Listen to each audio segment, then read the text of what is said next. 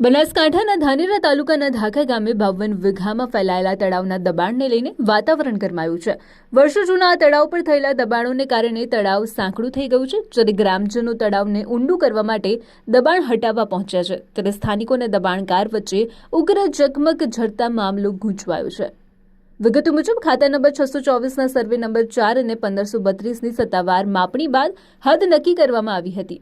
આ હદ મુજબ જ્યારે જેસીબી અને લોડર સાથે દબાણ દૂર કરવાની પ્રક્રિયા શરૂ થઈ, ત્યારે દબાણકાર પાતાભાઈ લુણકાતરે લોડર આગળ બેસી જઈને વિરુદ્ધ પ્રદર્શન કર્યું હતું। પાઇપલાઇન દ્વારા પાણી ભરવાની યોજના છે, તેમાં આ તળાવ મંજૂર થયેલું છે। અમારું આ તળાવ રેકર્ડ ઉપર 4 હેક્ટર જેવું બોલે છે, પરંતુ જે આજુબાજુનો એનો વિસ્તાર છે ગૌચરનો 1532 સર્વે નંબરનો છે।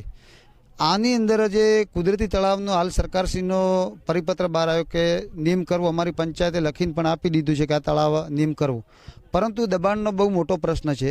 સર્વે નંબર 4ની અંદર તળાવનું દબાણ છે, કાયદેસર માપણી 17/2/2026ને દિવસે માપણી સીટ આવી છે, 19 તારીખે એના હદ નિશાન નક્કી થયા છે, તેમ છતાં આજ દિવસ સુધી કોઈ દબાણમાં કાર્યવાહી કરવામાં આવી નથી। અને જે પંચાયત દ્વારા સીએમ પોર્ટલ ઉપર જવાબ આપ્યો છે તે તદ્દન પાયા વિહોણો ખોટો જવાબ આપ્યો છે। એ જવાબ આપ્યો છે 10/3/2026ના કે હજુ માપણી સીટ આવી નથી, પણ હકીકતમાં કાયદેસર આ રેકર્ડે 17/2ની 15 દિવસ પહેલાં માપણી સીટ આવી છે, તેમ છતાં આજ સુધી કોઈ કાર્યવાહી થઈ નથી। તો અહીં તળાવનું કામ ચાલુ છે, બરાબર। તળાવનું લોક ભાગીદારી તથા બનાસ ડેરીના સહિયારાથી જે તળાવ ખોદકામનું કામ ચાલી રહ્યું છે, એમાં સર્વે નંબર 4 એમાં ડીએલઆર અને પંચાયતે હદ માપણી થઈ ગઈ છે, બરાબર।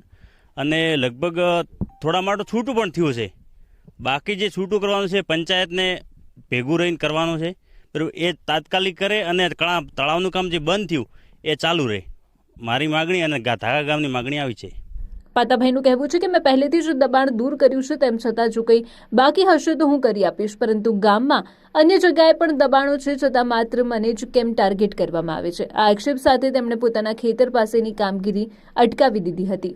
બીજી તરફ ગ્રામજનોનું માનવું છે કે જો આ 52 વીઘાનું તળાવ સંપૂર્ણ ખાલી થાય અને દબાણ દૂર થાય તો આસપાસના અનેક ખેતરોને સિંચાઈનો લાભ મળશે। બનાસ ડેરી અને લોક ભાગીદારી દ્વારા આ તળાવને ઊંડું કરીને તેમાં નર્મદાના નીર ભરવાની મહત્વાકાંક્ષી યોજના છે।